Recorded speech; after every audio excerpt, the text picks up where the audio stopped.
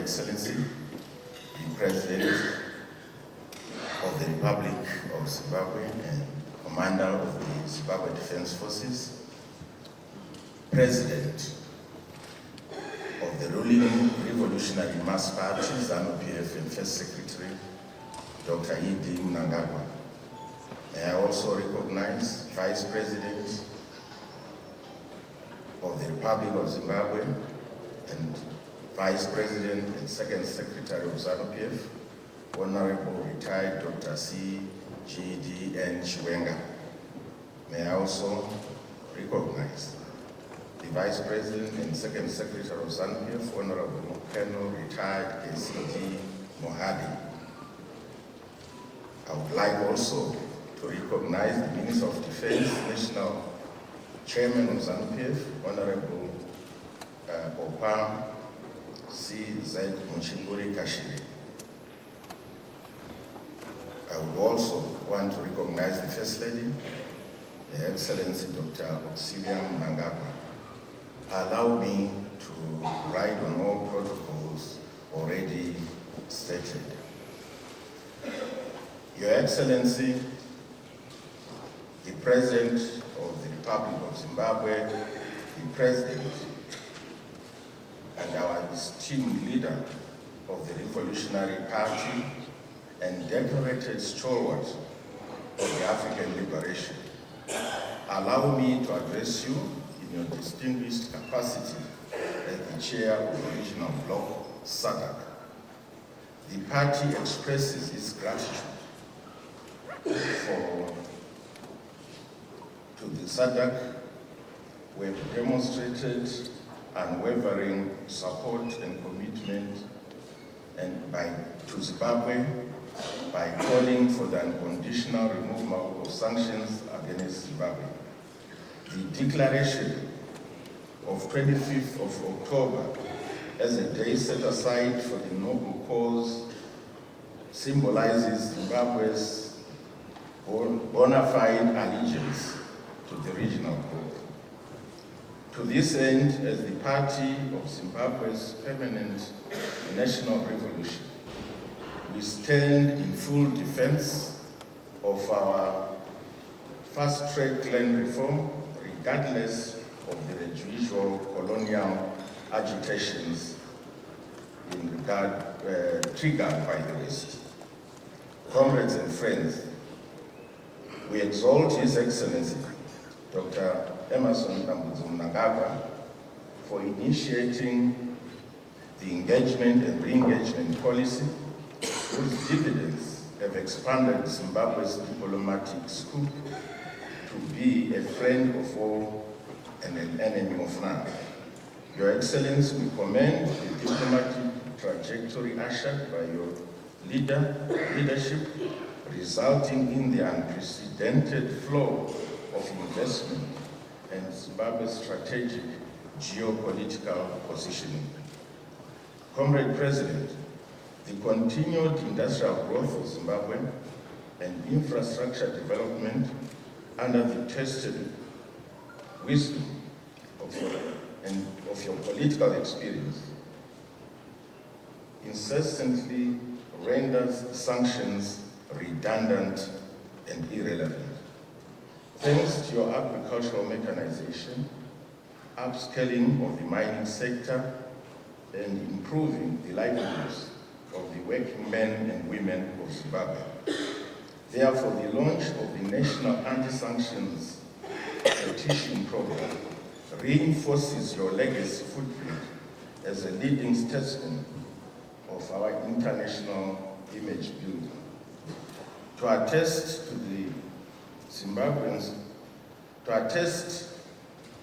this, Zimbabweans celebrate you for the legislative and governance transformation you have ushered into the nation.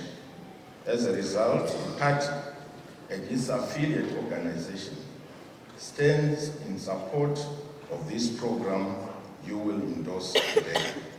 We assure you that we will mobilize the needed 1 million signatures for Zimbabwe and the goal of seeing the sanctions being removed in our lifetime starts now and continues. I thank you. Pambeline ZANU-PF, Pambeline ZANU-PF, forward with ZANU-PF. Siyabonga. Comrades and friends, I welcome you all to this event to mark the 5th anniversary of the Southern African Development Community SADC Anti-Sanctions Day. This is a day set aside by our progressive and revolutionary brothers and sisters in the SADC region to denounce and call for the unconditional removal of the illegal sanctions imposed by some Western countries on our beloved motherland, Zimbabwe. On behalf of the people and government of Zimbabwe, I express my profound gratitude to the SADC region, broader African continent, and other progressive countries, as well as the United Nations, who continue to stand in solidarity with us against these illegal sanctions. Your unwavering solidarity is a source of hope and resilience. Comrades, it is a well-documented fact that the unjust sanctions imposed on Zimbabwe continue to have far-reaching consequences across the strata and lives of our people. Sanctions are strangling our economy, undermining our right to self-determination, and compromising the achievement of the collective development aspirations of our motherland, Zimbabwe. Further, they have limited our ability to trade freely, restricted access to international financial support, stifled investment, reduced our ability to adequately invest in social services. This has, in turn, negatively affected the lives and livelihoods of ordinary citizens, particularly women, children, and the vulnerable. Illegal sanctions are impairing our quest to achieve the 2030 Agenda for Sustainable Development and the African Union's Agenda 2063.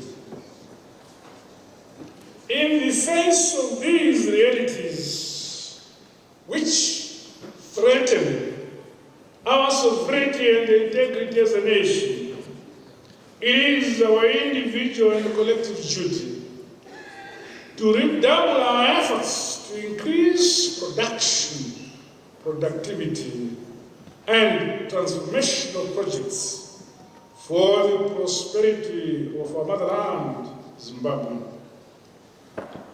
I salute the resolve of the people of this great nation, which can never be broken.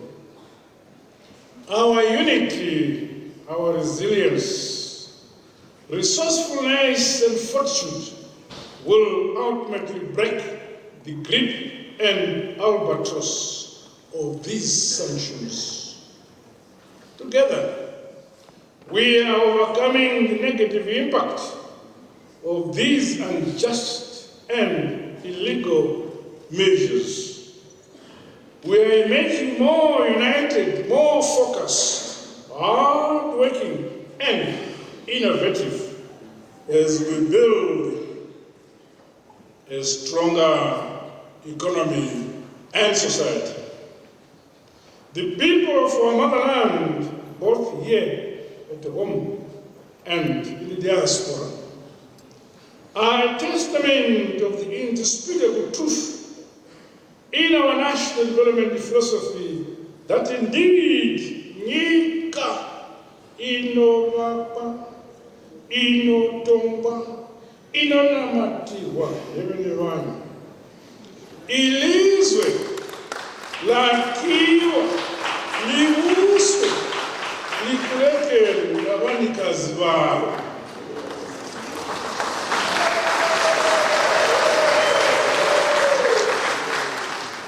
My fellow Zimbabweans, today we amplify our voice against the imposition of illegal sanctions by launching a digital-enabled national anti-sanctions petition program.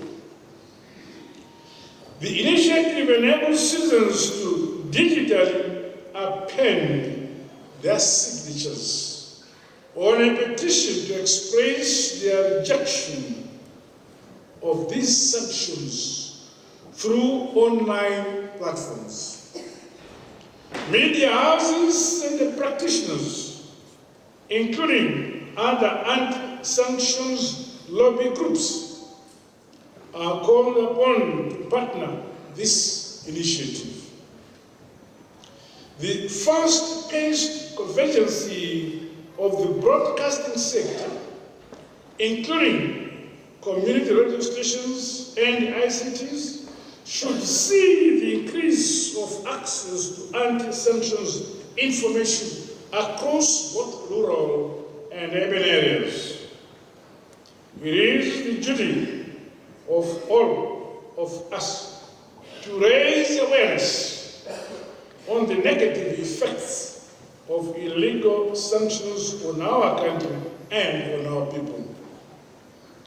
Guided by the theme in the court, embracing innovation towards Vision 2030, a relentless fight against illegal sanctions and of court, let us pursue new prospects for accelerated socio-economic growth.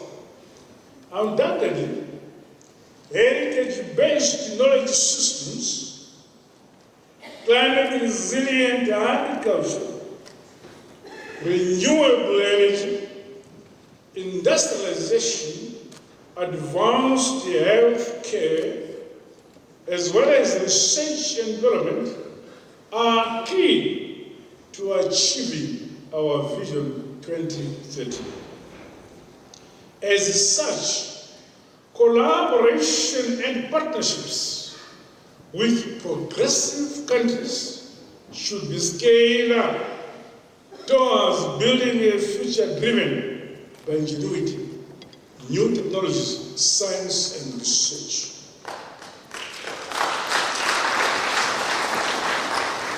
In doing so, it is critically important that we leverage our rich natural resources, skills base, and cultural heritage as we modernize and industrialize our motherland, Zimbabwe.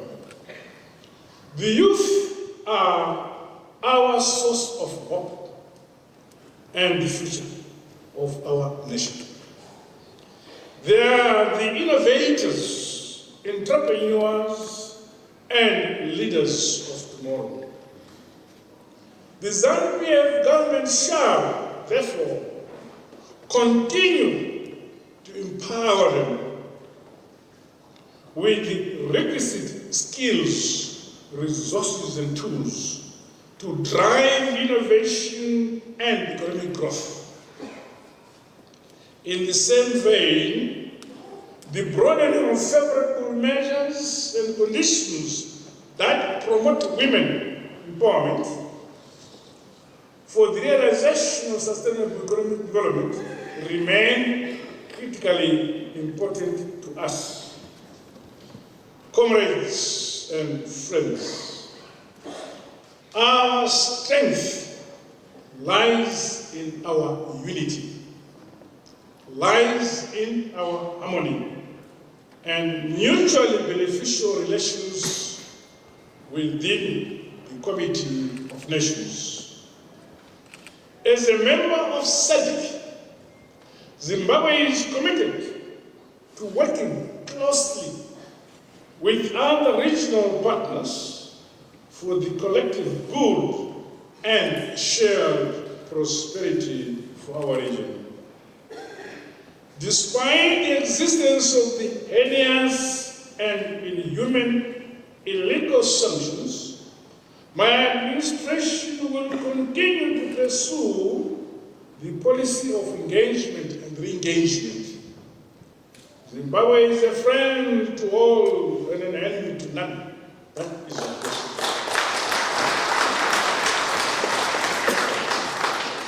As we join the region in commemorating the 5th SADC Anti-Sanctions Day, Zimbabwe strongly condemns the hegemonic tendencies and hypocrisy of those nations which continue to think that mighty is right, and they brutally violate international law and the United Nations Charter without shame or remorse.